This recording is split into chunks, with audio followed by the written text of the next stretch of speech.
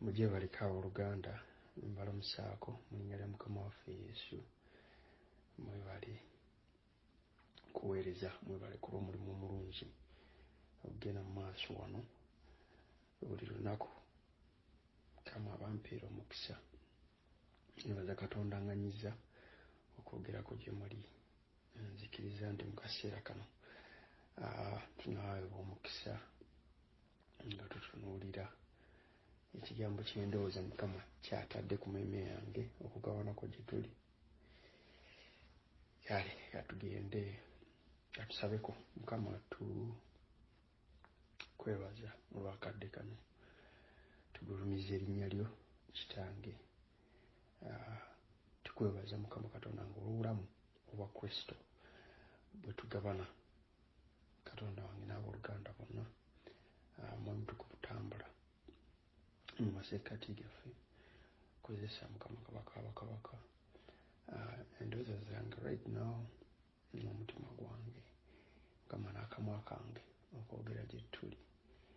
Taata, ebigambo byonna byonna otusobozesa okugabana bibeere ebikulu Mukama, bitukyuse bituzimbe. Mu linnya lya Yesu nsabye, buli omu n'agamba nti amiina. Kigambo kyenyenda okugabanako naffe kiva mu Judges, and then tujja kutunulako mu Numbers, then tutunulire First Peter, and we will summarize our message olwaleero. Kirileetinga ku musajja SAMSON, especially okuyitibwa kwe. Ffenna tumanyi SAMSON, ndowooza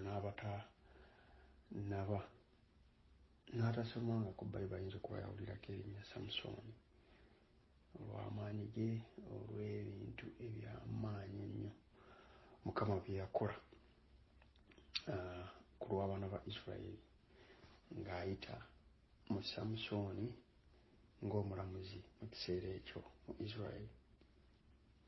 Interested okusinga mu kuyitibwa kwe engeri gye yalangibwamu okujja okulokola Isirayiri ne instructions abazadde be ze balina okugoberera okukuzibwa kwe nga bamwawula ku bantu abalala bonna okutuukiriza ekigendererwa kya Katonda. Judges 13 eyogera kuzaalibwa kwa SAMSON, malayika ng'azze ng'ayogera n'omukyala maama wa SAMSON. Agamba bw'ati ng'amaze okumuwa ekisuubizo ky'okuzaala omwana anaalokola Abaisraelites, amuwa instructions zino n'agamba nti, behold, you are barren and have not borne children, but you shall conceive and bear a son. Therefore be careful and drink no wine or strong drink, and eat nothing unclean. Behold, you shall conceive and bear a son. No razor shall come upon his head, for the child shall be a Nazarite to God from the womb, and he shall begin to save Israel from the hand of the Philistines. Kama yabasubwe. Ekigambo kyensinga okuba interested in awo kyekigambo Nazarite. Omunazarite ye yalinga atya era roots zaakyo ziriwa. When we turn to Numbers chapter 6, Katonda wa Moses instruction eri omuntu yenna ayagala. Now we have to get this. This is not just the Levites who were set apart, by the way, by God for his ministry or to minister in his presence. It is not the sons of Aaron, it's not the Levites, but anyone among the Israelites eyawulira nti nayagala kweyawula okumala ekiseera ng'aweereza Katonda. These are the instructions God gives Moses to tell them. Amugamba nti speak to the people of Israel. This is number 6, the very second verse. Speak to the Israelites.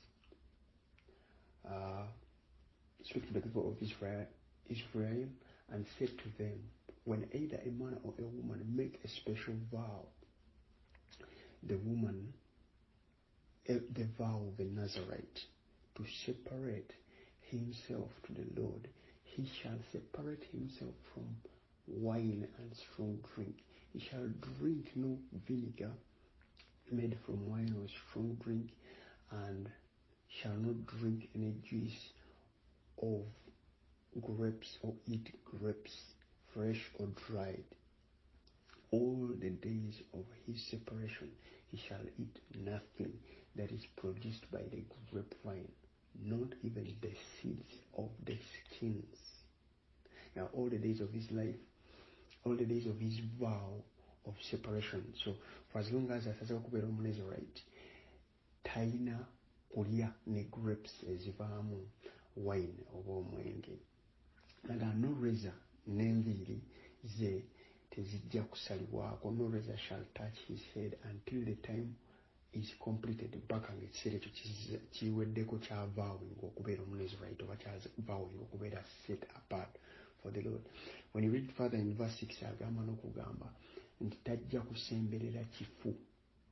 All the days of that he separates himself to the Lord, he shall not go near the dead body, not even his father or mother. Ne maama we ne taata talina basemberera wadde okuziika. Now of recent, bwe twali tutunuulira obulamu bwa SAMSON, with some people that I fellowship with, it dawns on me that there is a way that relating ne SAMSON. Engeri gy'ayitibwamu, yazaalibwa, alina call eri obulamu bwe.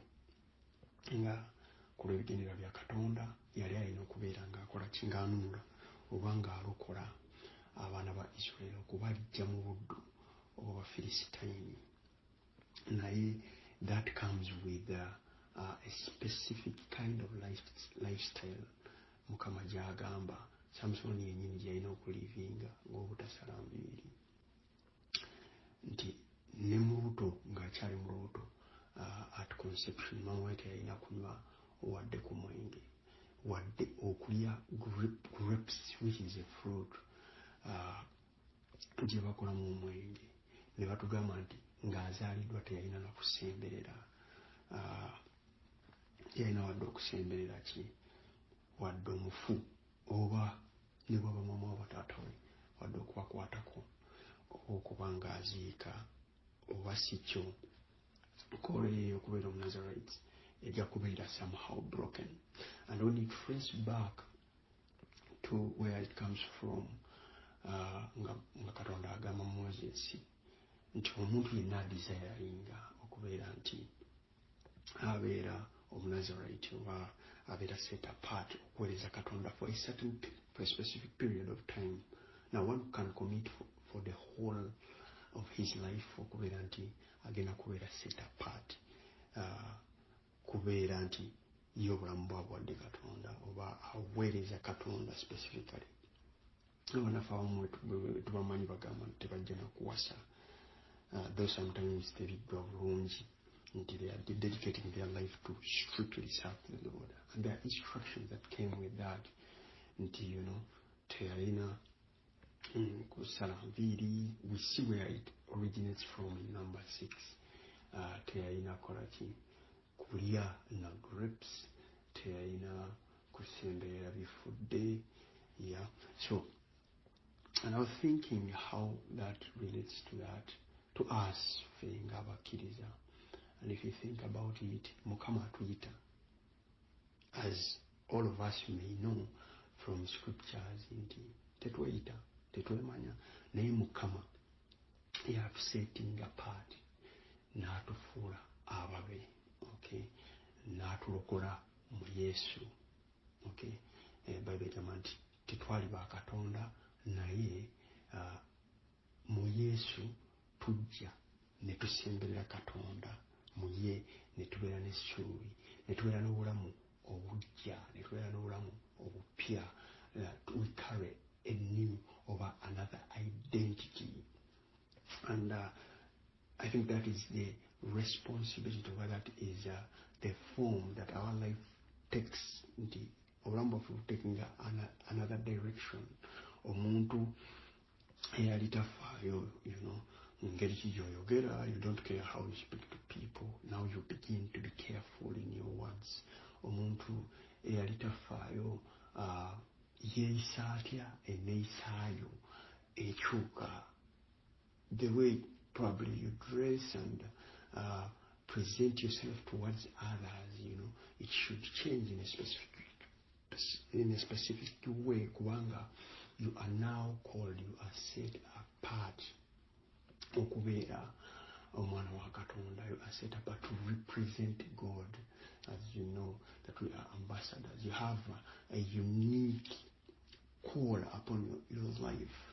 You represent a special, divine, holy person.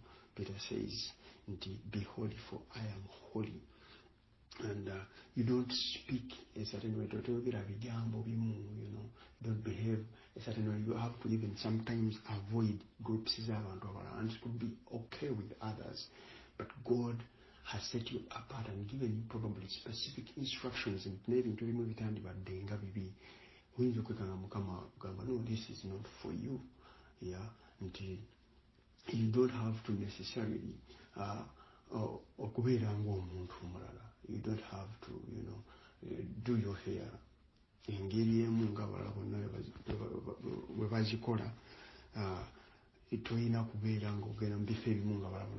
Which may not even necessarily be sinful.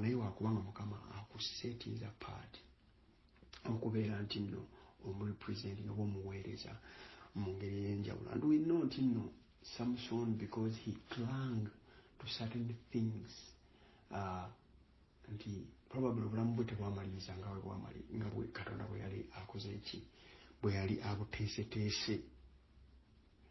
I somehow think that Samson did not live to his full potential, but his life was cut short. He lost his eyes. Because we know Tenga, he refrained yagana cancer yabazadde be na rejecting a cancer ya Katonda eyokuba nti yabagana okuwasa mu bakazi abatali ba Israelite. Bazadde bamugamba nti omukyala akubuze amangisi abaana ba Israel ogenda ofuna Omufiristine, n'agamba nti nze kyenjagala nti she's right in my eyes. So yakola nga yikyalabanga ekyamusansuzanga mu maaso ge, and later it costed him his life. So agenda mu Bafiristines, amaliriza ate yegasse still ne malaya, later on Delilah, and in the end tumani he lost his eyes. So I think the lesson here is when we identify some weakness in faith, which could be like lust or kwakiri abachala in Samson's case, and it ended up not just cutting his life short, ultimately dying. Naye tiyafirwa n'amaaso ge ng'akyali mulamu. We need to be very careful, especially about the instructions za Katonda. Kubanga Katonda byonna ebintu byatugana, it is for our good. Listening to our parents. He had parents, probably have elders, they have spoken to our lives. Whether it is omuntu gwogenda okuwasa bazadde bakirabye oba according to the counsel of musumba wabiki si mutuufu, they don't have the same faith as you. Okubanga omwagala n'ogamba nze gwegenda okuwasa, probably it is over. Even think about kugenda sindara, but somehow the elders and the council of musumba, and you yourself in your spirit, owulira the spirit omwoyo wakugana okukola ekintu bwe kityo, but somehow kubanga omanyi kino that is where you're going to gain opportunities and wealth, Nogamba, I will go anyway. Winding up, you cut short, towards your full potential. You want to into tukiriza eri Katonda. So gwenange abakiriza Yesu, gwenange abe identifying mu Katonda, tetulinyanga abantu abalala bonna. We have come to follow strict instructions of the Lord from His Word and listen to probably elders in the faith and follow in the path of the Lord. We have to take cautions and warning very seriously if we want we live to our full potential which God has called us. Let me finish with this common scripture, 1 Peter chapter 2 verses 9 egamba, but you are a chosen race, a royal priesthood, a holy nation, a people for His own possession, that you may proclaim the excellencies of Him who called you out of darkness into the marvelous light. Once you were not a people, but now you are God's people. Once you had not received mercy, but now you have received mercy. Beloved, I urge you as sojourners and exiles to abstain from the passions of the flesh which wage war against your soul. Keep your conduct among the Gentiles honorable, so that when they speak against you as evildoers, they may see your good deeds and glorify God on the day of visitation. So, ekyawandiikibwa tukiraba nti ffe kitwawula oba kyawula abakkiriza mu Yesu okuva eri abantu abalala bonna. Naye mmwe muli ggwanga ddonde, naye mmwe muli bantu, muli ggwanga ttukuvu. Okay, muli bantu ba Katonda, muli baana ba Katonda. You are not the rest, like the rest of the world. Muliwo ku representing Katonda, ku proclaiming, ku forefronting na ku proclaiming obusukkulumu bwa Katonda, representing that the excellence of God, okubeera n'ekifaananyi image ya Katonda, okugireeta eri ensi nti ffe tuli bantu banjawulo. And it carries a responsibility, it carries a mandate okubeera nti the way you speak, the way you relate with others, the way you make choices, somehow glorifying Katonda. We should fear to not even be involved, be entangled in certain activities or strikes, in certain talks, whether it is when abantu balanga boogera ku byobufuzi nga bavuma ono n'oli, that we shouldn't take part in that. We shouldn't be found okuba nti no twekiriranya oba ne tusanga nga we are involved in such things ebiyinza okuba nga tebikola ki, tebiweesa Katonda kitiibwa. N'agamba nti twagibwa mu kizikiza, tuli baana ba kitangaala. Ate n'agamba nti nga tuli masekkati ga ensi, nga tuli masekkati ga abantu bonna basigadde,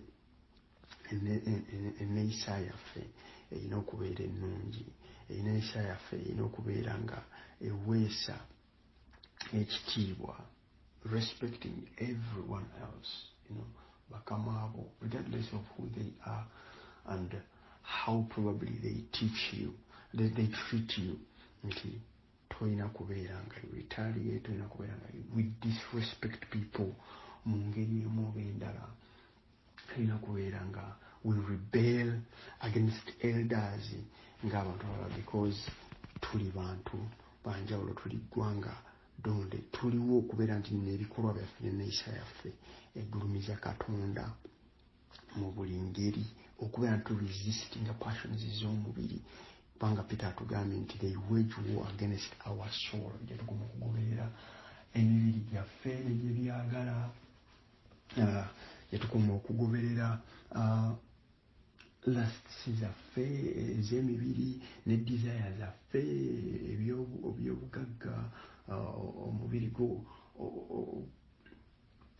okweyadanga n'ebisigadde byonna, kubanga omubiri guyoya. Agamba these things are waging war against our soul, and I think that is where we see Samson ended, kubanga yagobereranga okwaka kw'omubiri gwe, yagobereranga desiring z'omubiri gwe nga kigwagala kyakola, n'agamba nze she is right in my own eyes, n'arejectinga counsel y'abazadde be, n'amaliriza bw'atyo. So obutamaliriza bubi, baganda bange, we really have to focus on the instructions of the Lord. We have to walk in the ways of the Lord. Tulina okubanga tukola ki, tumanyi nti tuli bantu banjawulo, and live a life of obedience, especially ekigambo kya Katonda, counsel of elders and parents, kuba tumaliriza bulungi potential Katonda gye yatuyitira okutuukako.